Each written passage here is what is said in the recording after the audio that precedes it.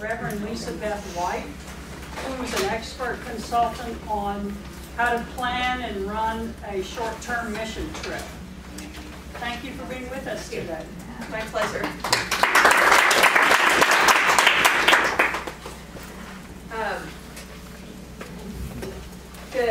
The idea of short-term mission, I think, is so prevalent in the church these days. It seems like every church has a team going somewhere in short-term mission.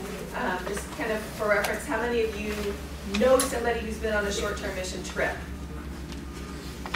Almost every hand. How many people have been on a short-term mission trip?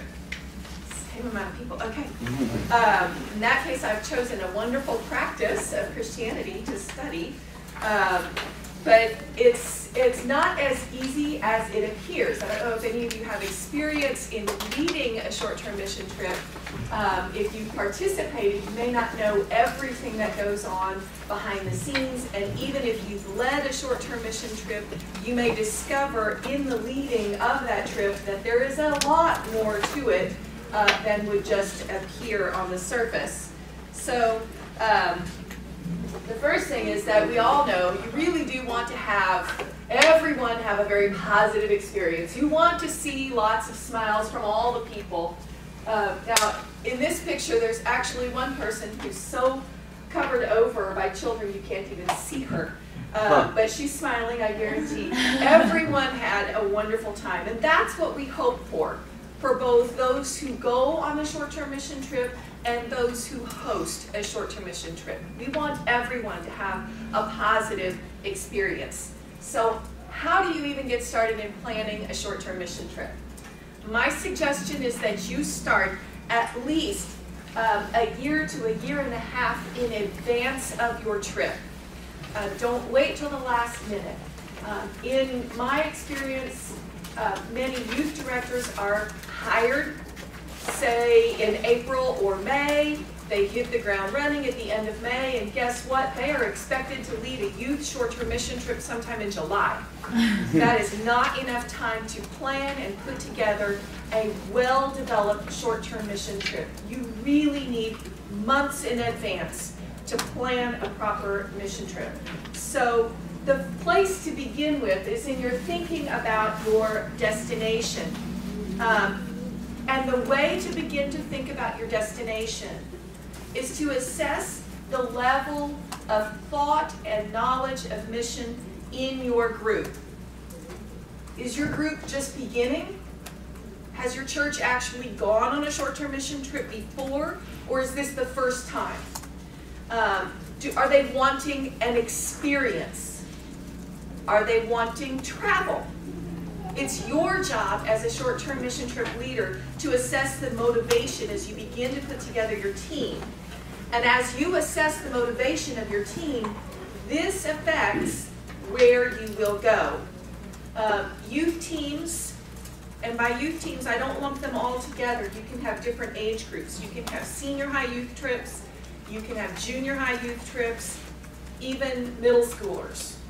And in my local context, I have led local mission, short-term mission projects with upper elementary students. So you have to consider which age group are you working with.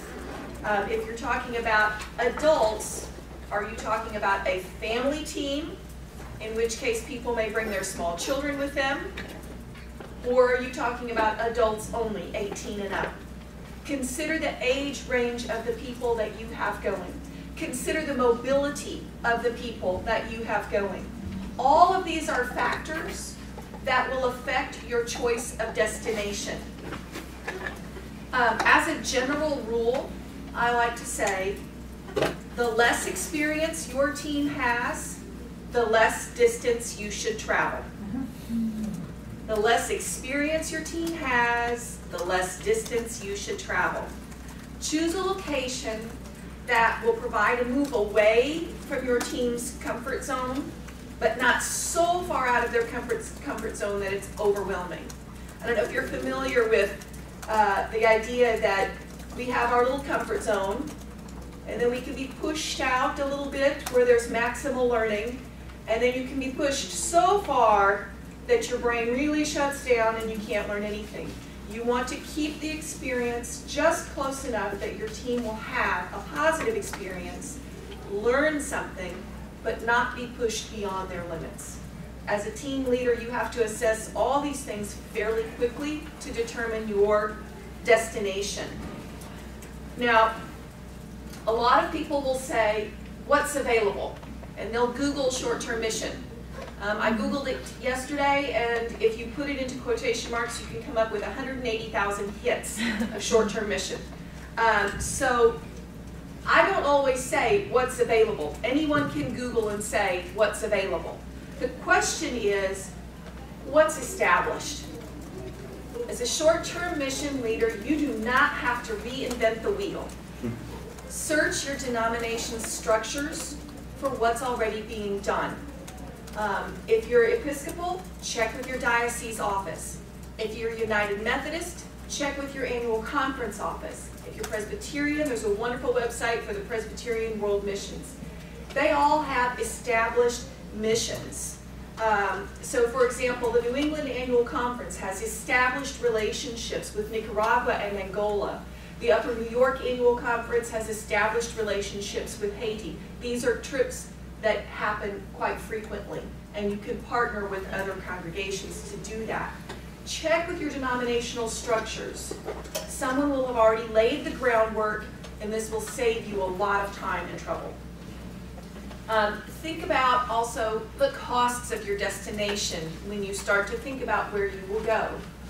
When we had the economic downturn, there were many churches that had teams plan to go to Africa, and they had to cancel because there's just no way to afford the trip any longer. How much will it cost you to fly there, to drive there, to stay there? How much will it cost to provide construction supplies needed on site? Something that may come up in your discussion for leading a short-term mission trip is that someone may say to you or to your group, well, you know, it might just be more cost-effective if we just send the money instead of going. This is something that you need to think through before you have a discussion with potential team members. These are problematic issues about power and privilege and money that as a team leader, it's your responsibility to think carefully through the issues and think through the motivation of your team so that as you go, you make best use of the things that you carry with you, the funding and the supplies that you carry with you. Now, if any of you have been in a local church for any period of time, I'm sure that you've gone to a worship service and there's been a sign-up sheet. Everybody come to the pie auction. I'm from the South, so we have pie auctions. And cover dish lunch. Everybody sign up for the cover dish lunch, and everyone just signs in. When you are putting together a short-term mission team, don't just put out a list for everybody to sign up like a potluck lunch. This is something that requires a lot more thought and consideration. So I have choosing your team through interviews. Invite people to come and have an interview with you. You need to ask people why they want to come. What is God calling them to do on this short-term mission team? You also need to ask people in the interview to fill out a health form. You need to understand people's health concerns. I'll give you a bad example. I once went on a short-term mission team. We had an older woman on the team with us, and she was wonderful. She was so patient and so kind. And one morning she seemed to be breathing a little heavy, and so I asked her if everything was okay, and she said, yes, I just forgot my medicine because I'm having heart surgery next week when we get back. No one had cleared with her what her health considerations were. And we'll return to something that serious a bit later. As someone who wants to go on a short-term mission trip, you need to find out what is their health like. What are the medicines they're taking? What are their major health concerns? Are they healthy enough for the place that you have chosen to go? If you don't have people with good health, you can, again, come a little closer to home and make it easier for someone to participate. Remember that when you're interviewing people who want to participate in short-term mission, that they really want to go, so they're going to tell you what they think you want to hear. But it's your job to assess, is this a person that wants to go and see an exotic country or meet the natives? Do they want to have a vacation? Or do they really want to go and participate in God's mission? And these are some of the gentle questions that we need to guide someone through in an interview to help them articulate their motivations for going on a short-term mission trip. You need to know your team, and this will help you lead them. As you begin to choose your team, you also need to start to think about fundraising right from the very start, at least a year in advance, especially if your destination is expensive. Airfare changes over time, so you will need to start to think about planning a budget. Estimate costs higher than you expect so that you have some room for that. And you'll also need to start planning some team building exercises.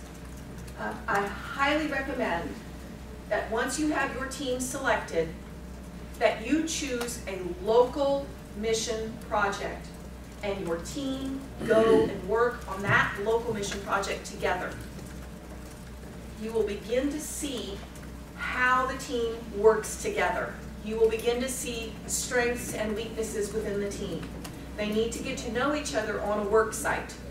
This can be something as simple as working at a local food bank or building a wheelchair ramp for someone in your community, but they need to be able to work together to build their communication and how they work with each other. So 9 months ahead, one of the first things that you need to do then is to determine your exact travel dates so that you can begin to get an estimate of how much your travel costs will be. And you will need to collect a non-refundable deposit. This is very important, a non-refundable deposit, because people will change their minds. If you haven't collected a deposit and you book airfare and then they change their mind, and then you're stuck with it if you haven't said that it's non-refundable. So be sure that you collect a non-refundable deposit. If it's a domestic trip, a good rule of thumb is $100. If it's an international trip, at least $200, so that you can put down the deposit. You will need to start having team meetings. Another good rule of thumb is to say for your team that they covenant to make every team meeting so that everyone begins to work together. Sometimes we've had short-term mission teams where people sign up and then they don't come to any of the team meetings because that wasn't required, and then they don't know anyone when they get to the work site. You don't want people to get to know someone at the work site. You want them to get to know each other in advance. So at the team meetings, you will begin to pray for each other and for your host church, and you will begin the education process with your team. What's the history of your destination? What's the culture that's there? What's the geography? Even if your church has gone to the same destination many times, it's important to have the cultural education, to refresh people's minds, to challenge assumptions that people have about their destination. Even if it's a domestic short-term mission trip. For example, in the South, many people go to Four Corners, which has many Native American reservations.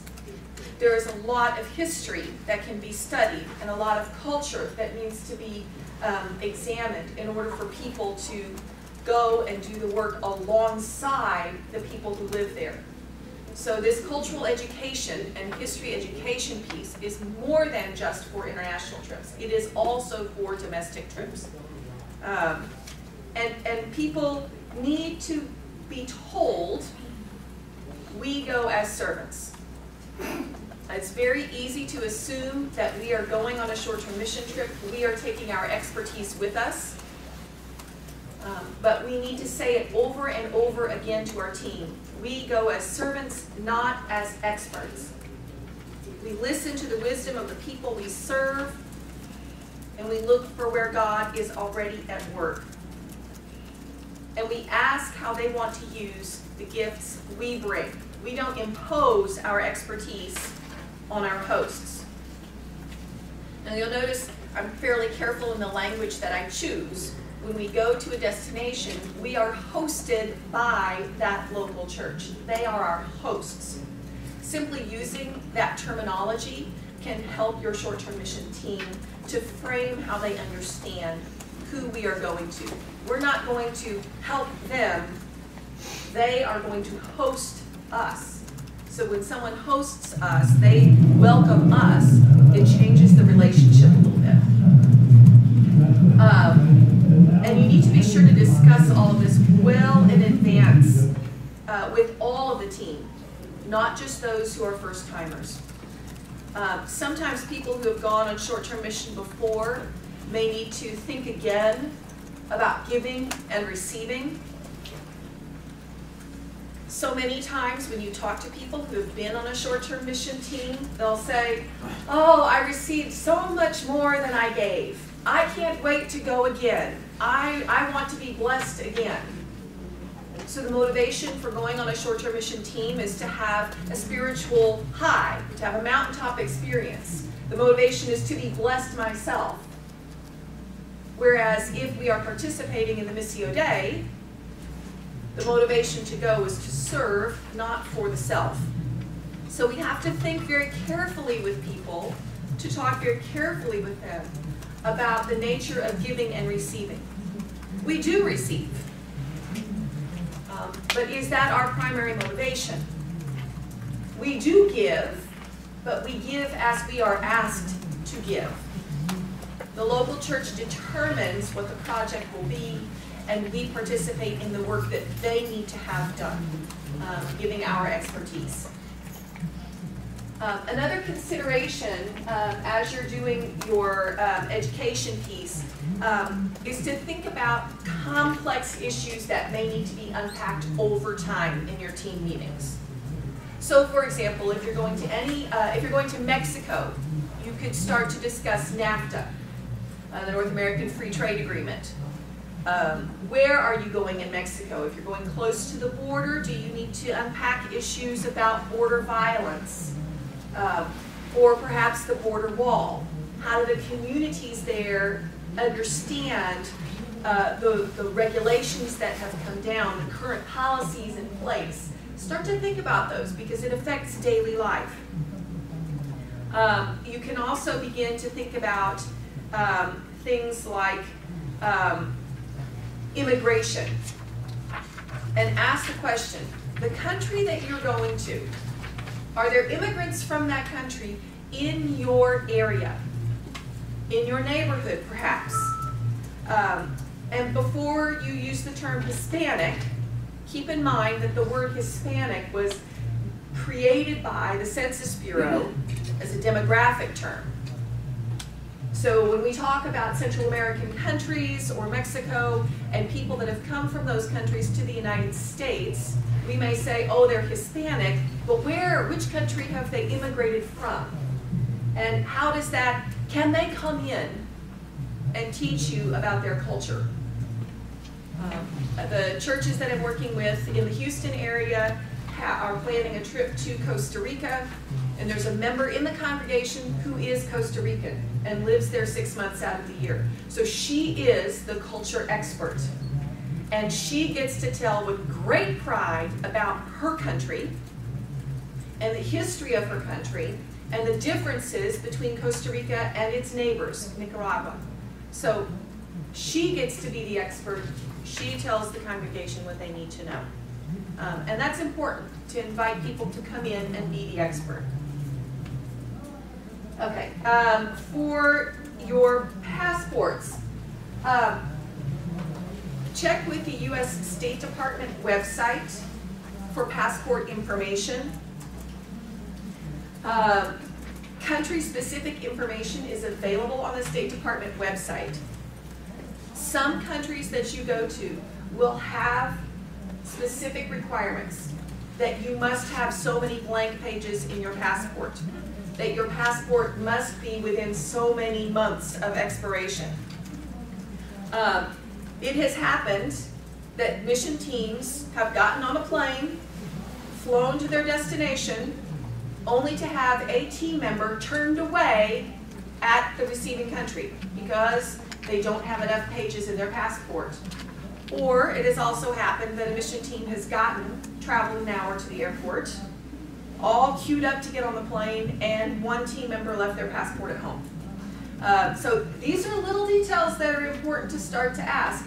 If you as the team leader begin to emphasize them 9 months in advance, people will begin to pay attention to these details and take care of them. It takes a long time to renew a passport or to get a new one. It's a lengthy process. You may have team members who don't have a passport. You may need to help them go through the process. Where do you turn it in? What are all the papers that you need to have with them? These are things that it's your responsibility as the team leader to help your team get done well in advance. Okay. So then 6 months ahead of your trip, this is the time when you can actually book your travel. You can use a travel agent, or you can use yourself. Some church structures, annual conferences or diocese office, will say, use this travel agent, they handle all of our travel. And then you might get a group discount. You may assign someone on your team to be the person to make all the travel arrangements. If you're flying domestically, you can make your arrangements as a group. If you're flying internationally, you can make reservations without names at first. You can simply book a number for your team. So you can say, we need 14 tickets, and they'll take that, we'll put down a deposit, and then you can give them the names of people later. This also helps you if you have people drop out or add in. And at this stage, between 9 and 6 months, you will have people who have made a deposit drop out, and others add in still. It's just the nature of how people sign up for things like short-term mission trips. You'll also need to work on your in-country transportation. Will you be the person doing the driving? Or will you ask someone on your team to do the driving? You'll need to consider what are the driving habits of the country that you go to. It may be advisable, again to reference the Costa Rica group that I was talking about, they have arranged for a shuttle bus that will pick them up at the airport and be with them for a week and a half, to stay with them everywhere they go. So they never have to drive anywhere. All of their transportation is cared for.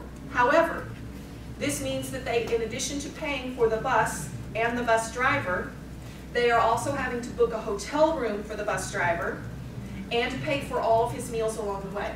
So it's small details like this that need to be taken into consideration. And 6 months out is a good time to start to think about that. If you want to do the driving and you've flown internationally, you need to look at that country's regulations for who is allowed to drive. You need to have an international driving license, that kind of thing. What are the rules of the road? If you are working with your denominational structure to plan your short-term mission trip, you may find that there is a country coordinator who can give you a lot of these details. Someone who has already traveled, made a site visit, made some initial contacts, can give you a list of recommended hotels, a list of reliable bus drivers, so that you won't be stranded. Somebody who has thought through all of the problems that may come up. Use that person as a resource if you have them. As you think about travel and hotel and restaurants and all these things, I would strongly urge that you not call a long-term missionary who is placed in that country and ask them to make these arrangements for you. Think about your own ministry, your own experience. If you've worked in a church, if you have worked in a church and planned a program, imagine that someone says, while you're in the middle of Vacation Bible School, I'm going to have 15 people come from Spain, and they just want to observe how you do it. And will you provide a translator and places for them to stay and meals while you're in the middle of planning your program? It takes a lot of time and energy for local people to be the ones to plan these. That's why I'm saying, as the short-term mission team leader, it's your responsibility to find transport, meals, lodging, all of that at the local site. Even though the church is hosting you, they are not responsible for every minute of your time there. They are responsible for coordinating with you on their project, but not on where you stay and how you get around. Let's see. This is also a time for you to do some intense fundraising, to partner with your local church, to resource people at your local church. We're all familiar, I think, with youth who do fundraisers for their trips, but adults need assistance as well sometimes. So think about ways that you can do something that will educate your congregation about your destination and raise money for your trip. Team roles. There are different roles and responsibilities for each member of your team. If you have a construction project, choose one of your team members to be the liaison for construction. That person will communicate with the local construction site. That will be their responsibility. Choose one person to be your treasurer. This has to be a detail-oriented person, and they will be in charge of keeping the budget while you're in the country and keeping track of the funds that you have while you're in the country. Choose another person to be your team's photographer and journal keeper, someone to document your trip and to make sure that every team member has a day to write in the team journal. Choose another person to be in charge of first aid, to keep track of everyone's medications and to watch for safety on the work site. You can choose another person, sometimes a youth, to be in charge of devotion, meaning that they make the assignments so that everybody on the team leads a devotional at least one time while you're out there. This does not have to be the clergy person's responsibility. Sometimes they say, well, we don't need anybody to lead devotionals, we have a pastor on the trip. This isn't true. You need to share the responsibility so that each person can develop this as part of their experience. What is God doing in the world? What am I observing? How am I praying about this? Your team needs to be intimately involved in that. At 6 months ahead, this is when you really need to start to be in contact with your local destination. You can contact the pastor of the church. You can ask for the history of the church itself. When did it get started? How did it get started? What are your main ministries? What is your outreach?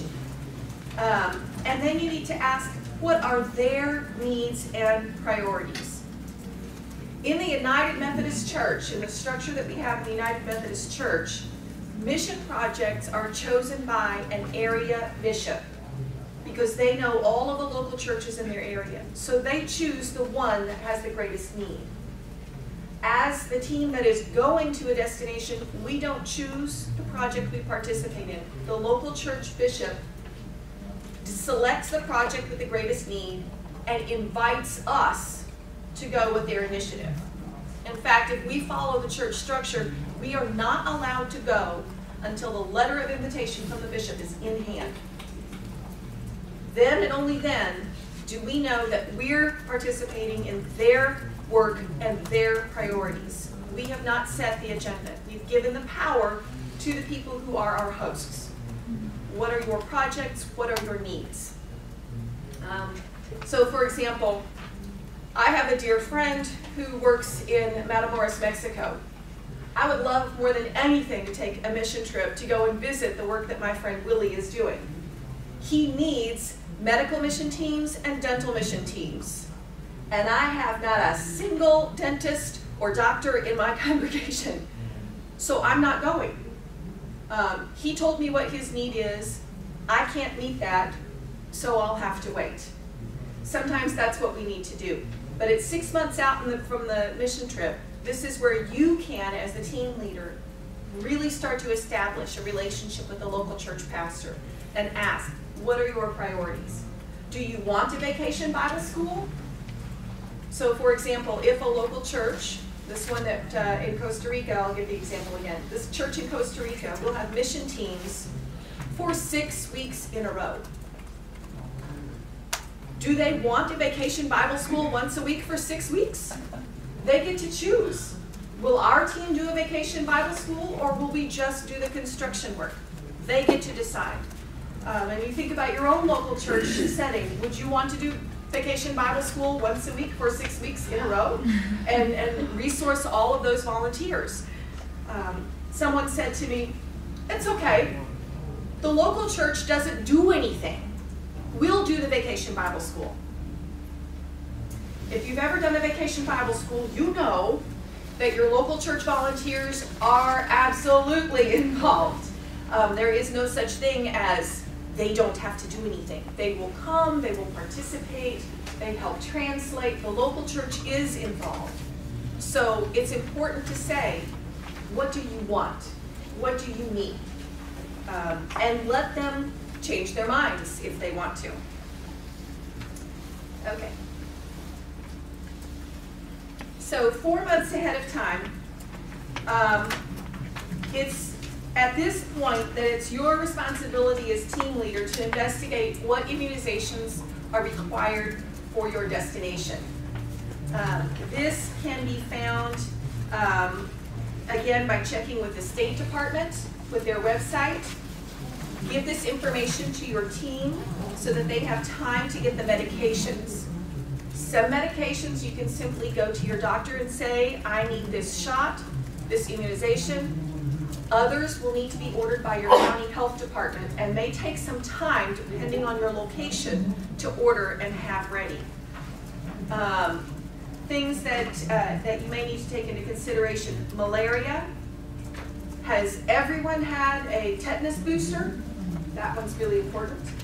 Hepatitis A and B, polio, and cholera. These are all that are really important. Also, at 4 months ahead, it's important to make sure that you have all of your forms signed. A medical release form will need to be signed in case someone is injured at a work site or just falls ill while they are out of the country with you. In case you have to be the person to take them to get care, they need to sign a medical release form. Another form that needs to be signed is a notification of death form. And this gives you the information that you need should the worst case scenario happen. It asks the kinds of questions: what does the person want done with their remains? What is the name of the funeral home to contact back at home? And this is a form that you need to have notarized because you will have to deal with the U.S. Embassy in your destination country. This doesn't happen all that often, but it does happen. And this is another reason why I'm strongly encouraging you to follow your denomination's structure. Because if you work with your denomination's structure, they will likely have some insurance. In the United Methodist Church, the insurance is something like 50 cents a day per person.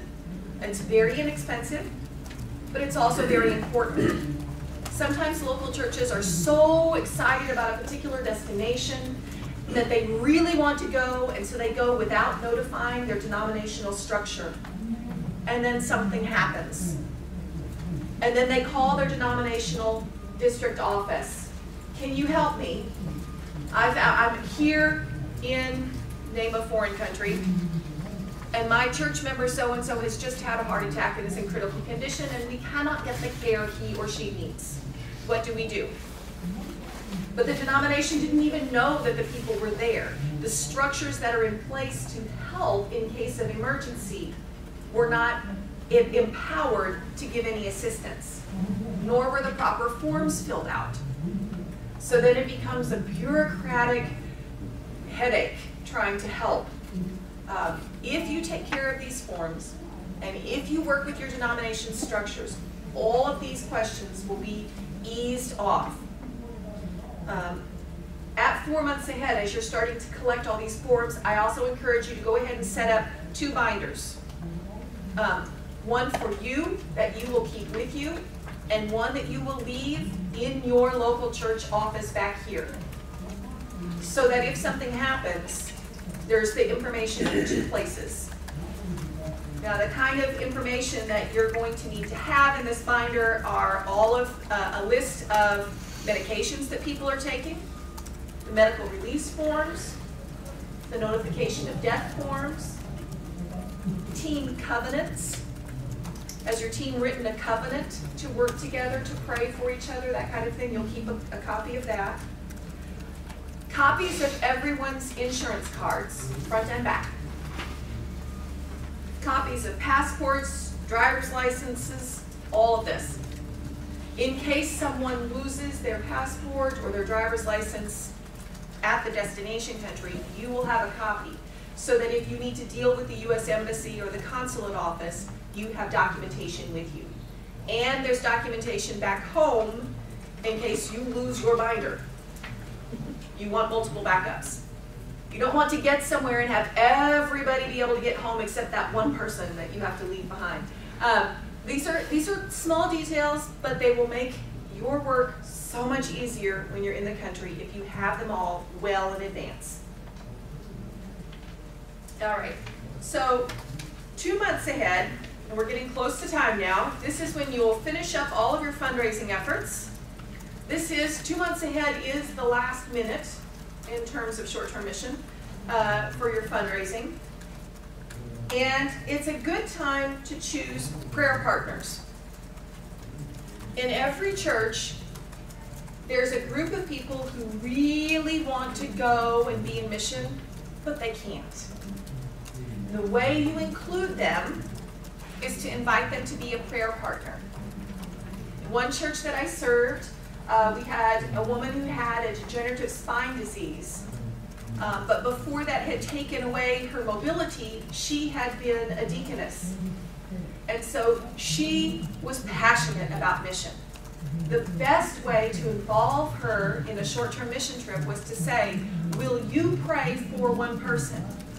And then before the trip, she would write that person one card for every day that that person was on the work site, so that each day your team member could open a card with a handwritten prayer from home. So now you have someone in your home church who's partnering with someone who's at your destination, who's now making a relationship with someone in the church. You see, it's a chain of connection. And these relationships are what are at the foundation of short-term mission. It's about the relationships, really. It's not so much about the experience. If you can help to arrange this kind of thing, then people start to see the relationships as primary rather than the experience. Select a date for your sending forth service. Have in a service of worship at your local church some sort of responsive litany, so that the whole congregation is part of sending out these representatives of Christ, so that they understand they go representing the local church, representing Christ to be witnesses, and they go with the blessing and prayers of the congregation. So it's a whole congregation movement instead of just a bunch of people going out. Gather all of your supplies. Medical kits, you will need to have one of your team members, that first aid person, carry a first aid kit with them. They need to carry Tylenol and Band-Aids and some bandages. There's some basics that can go in a first aid kit.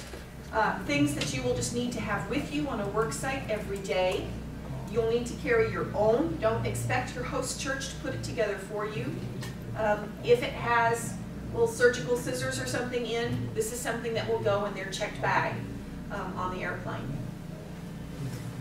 You will also need to collect all of your supplies if you're leading a vacation Bible school. A vacation Bible school is wonderful You will have more children than you know will show up. Do you always plan for more? Make it a simple craft. Don't take junk. I say this with all sincerity.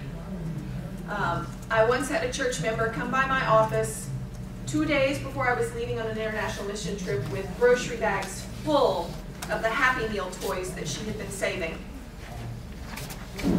The children in our church didn't want to play with them, and I was not about to dump them on the children of another church in a different country. But she meant it with every ounce of her being. Here are these things I have saved for you. But they're junk.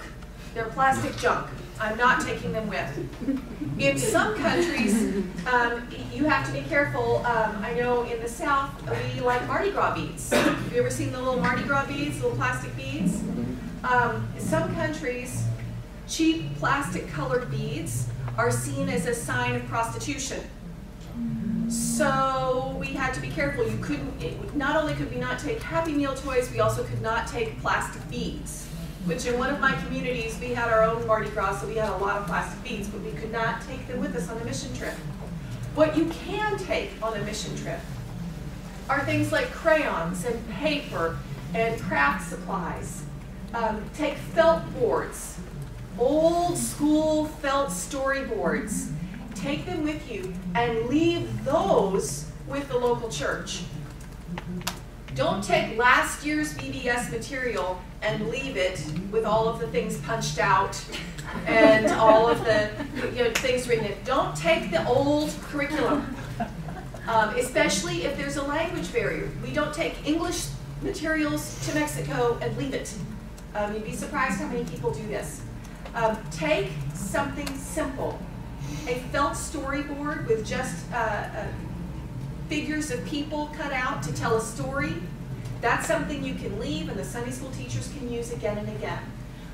Puppets is something that people will take and use. And you don't have to leave them if they belong to your church's ministry, but you can take them. Make sure your script is in the language that the children speak that you're going to. All along, your team should be practicing basic language skills so that they can talk with the people that they're going to. So when you're collecting all of these materials to go with you, your team needs to know, especially if they're allowed 2 suitcases, 1 suitcase is their personal suitcase, and 1 suitcase is a team suitcase. That will have the supplies that you will all take down. Crafts can be simple things. Old-fashioned coffee filters, the kind of ones that are kind of rippled around the edges. You can flatten those out and do a million projects with coffee filters, and they weigh very little in a suitcase. Old-fashioned clothespins also are easy to take. Some people, some teams I've seen, if they have the right electric adapters, will take a small digital printer and take a photograph of every child. And I will caution you that if you've got more than 100 children in your vacation Bible school, this is probably cost prohibitive. But if you have a smaller vacation Bible school, you can take a picture of the child with their project, and then that becomes their gift to their parents. So it's a keepsake. Things like that are much more meaningful than to leave leftover or used materials or throwaway toys that we don't want. These are not things to take with you. Something else to consider, I have on here safe sanctuary. Safe sanctuary is United Methodist terminology for the protection of children, so that if you are working with youth or children, if you have a family trip, you will have children along. If you have a youth trip, you'll be thinking about the adults that you have with. You will need to check your denomination's guidelines for how to properly chaperone a youth trip. I like to say the 2-adult rule. You should always have 2 unrelated adults with any youth. Don't ever be alone with someone under the age of 18 is a good rule of thumb. You need to always have another adult with you. Now, if you've set up hotel rooms for an international trip, I know this can be quite difficult, but it's something to think about well in advance. How will you arrange the rooms in your destination hotel? Do you have married couples come along? If they are chaperoning you, they'll be sleeping in separate rooms. Do they know that? You have to talk with people about this so that there's no assumptions being made. Do you have young adults, 18-year-olds in America like to think that they are fully in charge of everything that is about them and they don't need adults, but if they're on an international mission trip, they're still a young adult and do need guidance and encouragement. And these are a lot of difficulties that you will need to think about as you plan something as simple as who's at the work site, who is preparing the meal, who is in which room with whom at what time. These are all things to think about. All right, 1 month ahead of time. You should have by now collected all of your funds and all of your supplies. And this is a good time to contact your host church for any last minute changes. Is the plan for your work site still the same? Perhaps your team has originally planned to build a fence, but the site's not yet cleared, such as the time a team went to a small island and they were told they would build a cinder block and rebar fence, a wall between two houses. Cinder block and rebar is very common in Mexico and Central America, so they were prepared. Oh, we can do cinder block and rebar, no problem. But the foundation of the previous wall was not yet dug out, and it was made of coral, which is very strong. You can't get it out. So the team spent the week trying to dig out that old foundation instead of building. So what they had anticipated to do changed within the last couple of weeks. Other teams have discovered when they go to another country, oh, well, that week that you're here happens to be a national holiday, and the brick factory is shut down, so the work you plan to do, you can't do, so you'll need to do something else. So 1 month in advance, you need to check with your local church pastor and ask for these details. Is everything still the same? And be sure you tell your team. Rule number 1 of short-term mission teams, be flexible. Rule number 2 of short-term mission teams, be flexible. Rule number 3? Be flexible. Thank you. Things change. Materials are not available. And what we expect to do, what we anticipate to do, may not be what we end up doing. Americans like to come home with a list. We did these things. And so we leave expecting that we will check off the list.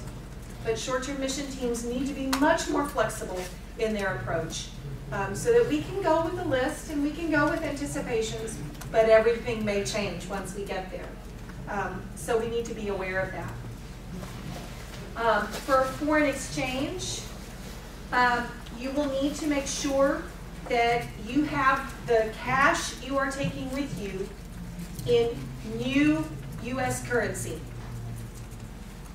Preferably nothing larger than a $20 bill.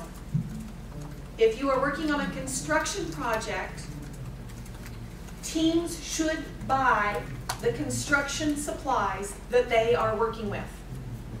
So this is some of the cash that you will need to take with you. So for example, if you are planning to work on cinder block and rebar, you need to take the cash funds available so that you can exchange it in country, or do they take US dollars?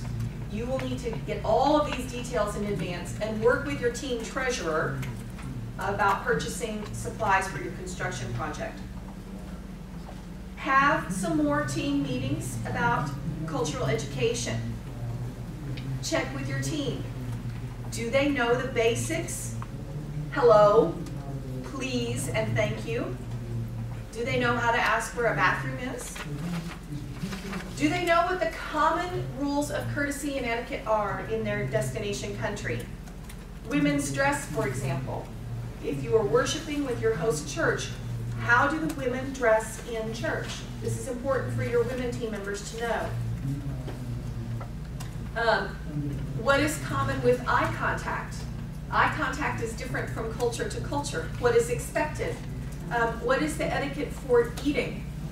This is different in some cultures. It's also important at this point to remind your team, do not take jewelry. Don't take your iPods or your iPhones. Choose 1 or 2 people on your team to be the people to have a cell phone. The way I like to frame this is, we should not put temptation out in front of anyone. If we take our technology and our jewelry with us and we have it flashed out like we normally do, this can be putting a temptation in front of someone. So we should be mindful and go with humility to not put temptation out in front of others. Do not show all of the things that we have. Leave them home for a time. It's okay. You'll have to reassure your people that it's okay to go without the technology. They will resist. As for gift giving, you will need to talk to your team about giving gifts. It will be tempting at an international destination for one of your team members to give generously to a single church member. Requests have been made, you know, my child needs surgery, can you fly them home with you? Things would be so much easier if we had an appliance. Things would be so much easier if we had a number of things. And people will be moved to generosity. However, if someone on your team makes a financial gift or the gift of something tangible, something large, to a single church member, and the other church members were not similarly blessed, it could cause dissension at your host church. So you will need to talk with your team members before you leave that your team needs to act in cohesion so that you do not cause any dissension at the local church. Not all requests have to be met.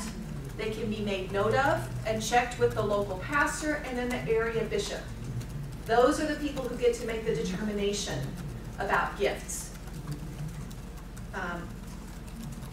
But these are things that you will have to remind your local team about. So, you finally arrive at your mission site. I've started to tell you a little bit about the gifts. Gifts will be given to your team. This factors into how they feel about wanting to display generosity to the local church members. But remind them that hospitality requires that we receive graciously. It does not require that we respond with a cash donation. Sometimes learning the art of receiving is important. Listen to your hosts. They are the ones who set the agenda while you're there. I went on one short-term mission team and I was the leader. And I was in charge of being the liaison with the construction coordinator. And when we got to the construction site, he said, I'm going to have a meeting. And he picked out the 2 oldest men on the trip and said, we'll go have a meeting. And off they went. And the young adult women said, that's horrible. He should be meeting with you. You're the leader. You're the liaison. And I said, yes, but in this country, the oldest adult men are the ones who get the respect. So they'll come back and tell us and it'll be okay. I had to be flexible. I had to listen to what was important to my host. If it had been the local church pastor, she would have come directly to me. But the local church construction person wanted to work with the adult males only. so I transferred my job as construction liaison to someone else. These are the kinds of things you need to be flexible about on the work site. Listen to your hosts. How are they comfortable in relating to one another? They set the agenda. How I felt as team leader was not important. So I set it aside and let them set the way. That's what's most important. You have to let the hosts set the agenda. So again, be flexible, be flexible, be flexible. And keep a journal. Not just individual journals, but a team journal is also important. A team journal is passed from team member to team member to team member. And at the end, you have a window in from everyone's perspective on the journey. So everyone gets to contribute. Some people will write this much, some people will write this much, but everyone gets a turn at writing in the team journal, summarizing what happened, where did they see Christ at work, what problems arose, what's troubling, what's reassuring. All of these things get recorded. And then back home again. This is the point at which I really rely on Anthony Gittins and his book, Ministry at the Margins, where he talks about the 3 movements of mission. Homeland, which up till now we've all been talking about the homeland and all the preparation. Wonderland, this is your mission site. This is where you've gone to. It's something new and wondrous, and everything is fresh and different, and your team will see things with new eyes. And the 3rd move is Newfoundland. This is sometimes called return culture shock. People come home from a short-term mission trip. For those of you who are not born and raised in the United States, this may sound familiar. If you've never left the United States, I've seen this many times. It happens in the breakfast cereal aisle at the store. When people return to the United States from having served in a place of great poverty, the first thing you need to do is to go to the store and get some milk and cereal because you've run out. And they get into the store and there's a 6-foot-high, 10-foot-long selection, endless choice of breakfast cereal, and people will shut down. Because suddenly there's so much choice. I have so much choice, they have so little. And it's a cognitive dissonance. If it's left at cognitive dissonance, then we have left unaddressed the theological ramifications. We have left unaddressed the opportunity for theological reflection on our context, the questions that come up. So when you return, as team leader, your primary relationship is with your short-term mission team. Give them a week and then call and ask, how are you doing? And some may say, I'm fine, no problem. And others may say, oh, all the breakfast cereal. Why do I have so much and they have so little? And then it gives you an opportunity to have a discussion, to start to unpack, to reflect on what's happened. This is really important. As team leader, it's your responsibility to call and follow up with your people. Help them to do some critical theological reflection on their experience. Your team will likely want to have a picture party. This is what it's most often called. If your local church has provided some funding, invite them to come with you.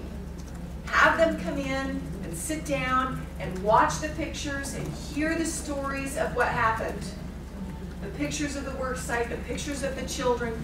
This is important for people to construct their narrative of what happened on the short-term mission team.